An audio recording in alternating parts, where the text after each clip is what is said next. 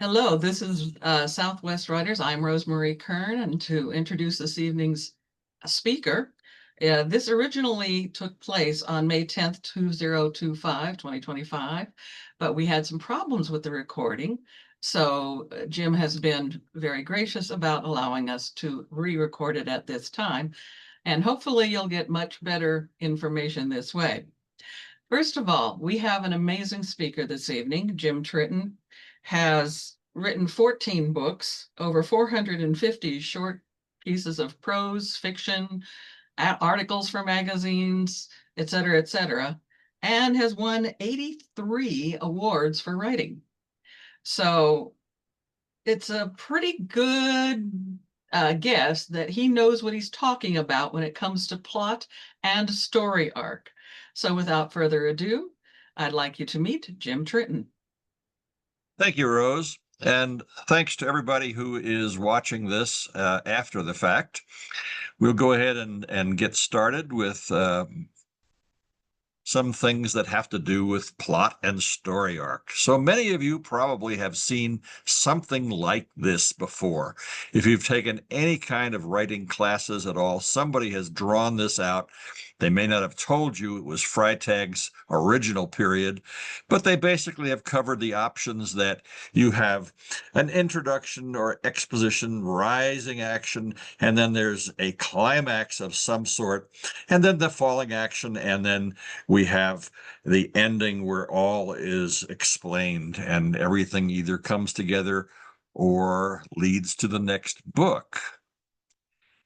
These are the typical traditional plot outlines. There's the classic, which we just sort of covered, with a beginning and a middle and an end. Other people like to talk in terms of 3-act structures, but look, it's a beginning and a middle and an end. And then there's more reality, which is that you have lots of things going on, lots of crises. One builds on top of the other until there's finally a big climax at the top, and then falling action and the closing. And I like the hero's journey. That's been around for a real long time. Looks different, doesn't it? It's not exactly like the other ones. It's a circle where you define the ordinary world, you get the call to the adventure, and then you go out and there's one ordeal after the other. 1, 2, 3 acts, and returning as the hero to the ordinary world. Let's look at these a little bit more carefully. The beginning, you got to get something started and you explain, where are we? What is this about? And then you got to get into the action. Without action, there's no story. You have action with conflicts. You have action with man versus nature. There's lots of ways to do that, but eventually the hero, the main character, comes and succeeds. And then there's just a matter of cleaning everything up to the ending. Very simple, classic story structure. There's the one with the multiple crises. The same basic idea, just multiple crises, which is more likely the case, except for in a short story. In a short story, you probably got time for one.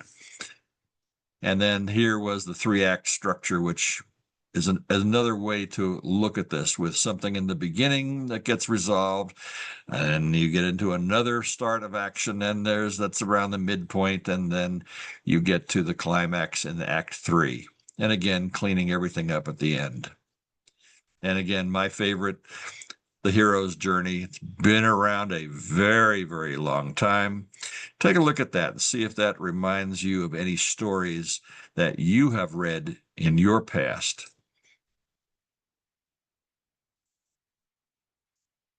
Okay, let's talk about some slightly different versions of plot and story arcs. If we have this line to represent a person's life, the history of something, it's probably got ups and downs. And so we start out and there's something, and then we drop it off, and then you come up again, and there's another issue and another issue and another issue. And this has got a happy ending. And not all stories have happy endings, do they? But this is more like reality of what history and people really go through. Our lives are not a perfect circle. Our lives are not a perfect peak, one peak, or even multiple peaks. It's complicated. Memoirs are not autobiographies. Memoirs are a little bit of this and a little bit of that. And also,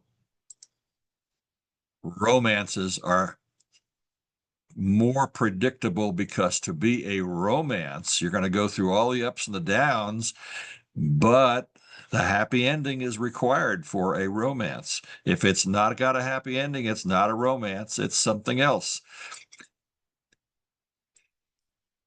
What do you want to do? Write your characters or your plot first? There's lots of arguments about that. By the way, there's no wrong answer. We're going to look at different ways that you handle character or plot first. In a character-driven novel, let's see, a Sherlock Holmes adventure or a Gentleman in Moscow. Let's stick with Sherlock Holmes. Do you really go look on the bookshelf for the latest adventure by the title, or do you just go, take me to Sherlock Holmes? I don't care where it's set. I don't care what it's about. I just want to see another Sherlock Holmes story. That's what I do. I do that with a number of authors that I really like their character, and so I just want to see the next version of what their character is doing. If it's a plot-driven novel, it's going to look something like And Then There Were None or The Da Vinci Code. Yes, the characters do matter, but that's a plot-driven novel. It's not driven. When you read and then there were none, also known sometimes as 10 Little Indians. It's really not the characters all matter, but it's the plot that's driving them to react, as is similarly in the Da Vinci Code. There's no wrong answer. You can do this any way you want. Just know which way you're doing. But keep in mind, am I writing something that's character driven or am I writing something that's plot driven?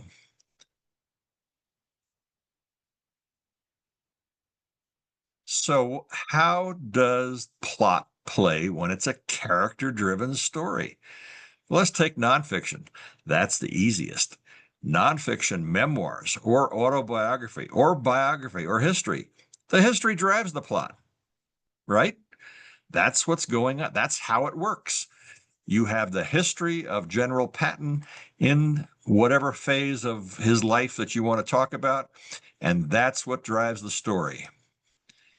In fiction, you manipulate so that the characters are showcased with a plot that demonstrates something to the reader. You manipulate the plot in order to support the story's themes and the story goal. So when and how to reveal that is up to you. That's the creative part of writing. Do I let the reader discover the theme, or do I want them to be told this is a story about thus and such? If it's a murder mystery, usually in the first couple of minutes on TV or the first few pages, there's going to be a body. How many basic plots are there? My God, there's tons of them that are out there. You got linear plots. We've been talking a lot about that. Coming of age plots, peeling back the onion. Those are mysteries. The ticking clock, waiting for something to go off. A day in the life of. There's at least one famous version of that. Big Bang starts out with something that just starts everything in motion. I like Sherlock Holmes, and Sherlock Holmes cannot exist without a sidekick. He's got to explain to poor John Watson what it is that he knows that John hasn't figured out yet, and maybe the reader hasn't figured out. The buddy plot, two guys in a chain gang escaping. The Gathering, the Blue Moon, something just happens once in a while. The Journey, that's the Odyssey. Internal, I'm at war with myself. External, I'm at war with somebody else or something else. There's man versus man, man versus nature, man versus society. All common plots. Mystery plots are basically one of three types. Either someone is seeking revenge, someone wants to get something, or they want to be relieved of something. So how does that work? If you're doing a whodunit, generally your plot and story arc looks something like this. You eliminate one suspect, then you eliminate the next suspect, and then it's got to be the third one, and so we have success the third time. So that doesn't look like the original Freytag pyramid, does it? There's also another basic plot with whodunits, the time lock. The bomb is going to go off at noon. What are we going to do in order to make that not happen? Well, there's going to be ups and there's going to be downs, and it's hopefully going to be resolved without the bomb going off. That's a different type of plot arc for whodunits. You've got some choices. If you're going to do a timeline, you can write a book that occurs entirely in one day. Ulysses by James Joyce all occurs in one day. Lesser known is my own contribution to that, A Day in the Life of a New Mexican, where we were challenged by the state historian on the day that the state turned 100 years old to write down what did we do on that day. I did. And then they said, send it off to a time capsule and somebody will open it up in another 100 years. Sometimes plot lines are out of sequence. The Bridges of San Luis Rey, they all die in the beginning. And the rest of the book then is a flashback. Slaughterhouse-Five, similar. Often used in films, Pulp Fiction. So let's review the basic Freytag updated pyramid. Let's talk about the steps. The steps are the first part, the exposition, whatever you want to call it. Set it up. Who is in this story? What's it about? Where is it taking place? When is it taking place? The hook. Introduce the conflict or the problem and get the reader to want to figure out what is the answer. And you generally get the first character in that first part.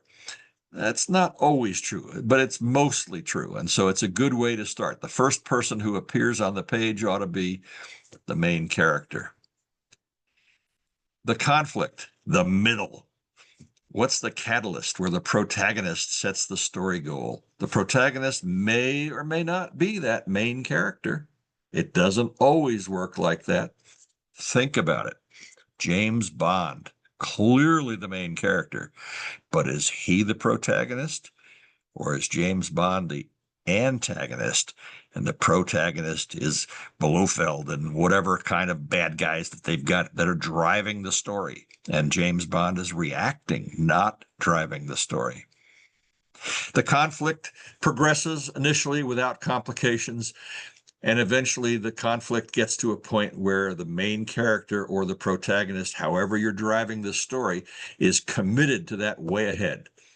Complications, collapses, temporary setbacks, reversals or new paths, and then the rise from the ashes with the climax, face-off, and the big reveal at the end. Hopefully not a Charlie Chan ending where Charlie Chan says, yes, but what you didn't know is thus and such. And there's no way you could have ever possibly guessed that. That's not a very good big reveal in my opinion, but it does work. So let's look at this exercise. And you have two choices on how I'd like you to think about it. One is if you want to write something. Think of something that happened during 1 hour of your life, not your whole life. 1 hour of your life. And that event has a beginning and a middle and an end. Now, write down an outline of 3 plot points in that story in words.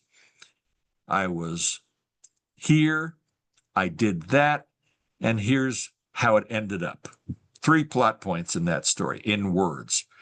Now take those 3 plot points and write a single paragraph using that outline and filling in the blanks to tell a story. Stop before you start rewriting it. Don't think about what else you could do to it. Concentrate on that 1 hour that had 3 events happen. That's course choice number one. Choice number 2 is draw out a story arc of your entire life or a slice of your life. Use no words. Start at the beginning, end at the end, and label those major turning points. You'll have something that looks like that diagram. So you're watching this on a recording. Press pause. However you have to do that. Stop the recording and turn it back on when you're ready to continue.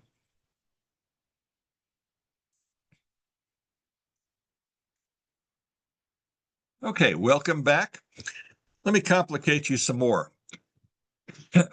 This is another way to look at plot and story arc.